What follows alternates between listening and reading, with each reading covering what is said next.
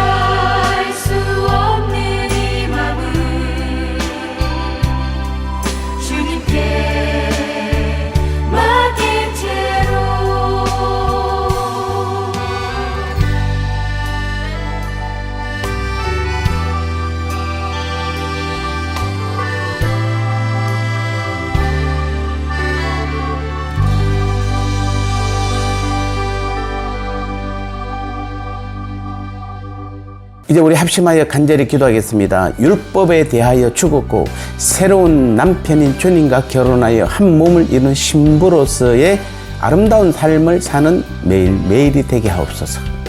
이번 헌신 예배드리는 제1남전도회 회장과 회원 모두를 주님의 능력으로 새 힘을 주셔서 올해도 서로 아름다운 교제를 통해 섬기며 낮아져서 행복한 1남전도회가 되게 하옵소서. 올 한해 봉사와 섬김을 맡은 모든 분들이 주님이 주신 힘으로만 하게 하시고 평생 섬김의 자리에 서도록 오직 주님의 일만 하게 하옵소서. 아멘. 세 가지 기도 제목 가지고 합심하여 간절히 기도하겠습니다.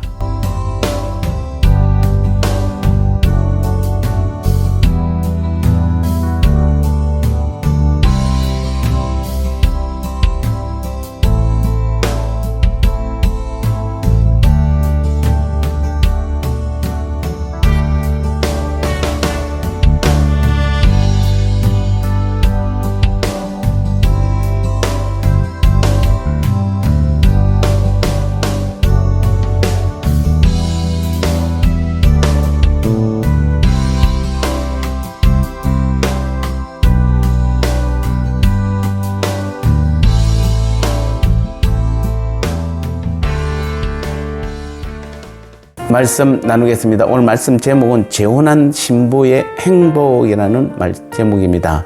로마서 7장 3절에 그러므로 만일 그 남편 생전에 다른 남자에게 가면 엄녀라. 그러나 만일 남편이 죽으면 그 법에서 자유롭게 되나니 다른 남자에게 갈지라도 엄녀가 되지 아니하느니라. 아멘.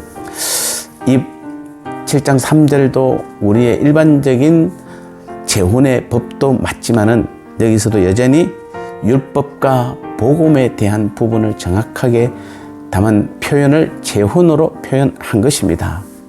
그래서 우리는 그리스도와 영적으로 재혼한 거룩한 신부들입니다. 이 오늘 본문 3절에서 율법은 유부녀가 간음을 행하는 일을 큰 죄로 간주합니다. 그래서 신명기 22장 22절, 24절에서는 유부녀가 간음한 사실이 밝혀지면 사형에 처하였습니다. 그러나 유부녀라도 남편이 죽으면 얼마든지 재혼할 수가 있습니다. 가부가 된 여인이 재혼하는 것을 금하는 법도 없고 규례도 없습니다. 가부된 여인은 자기가 좋아하는 새로운 남자와 결혼하여 행복하게 살 수 있습니다. 그 대표적인 성경의 예가 바로 룻입니다. 룻은 이방 모압 출신의 여인으로서 가난한 이스라엘 남편 말론과 결혼하였으나 그만큼 남편이 죽고 말았습니다.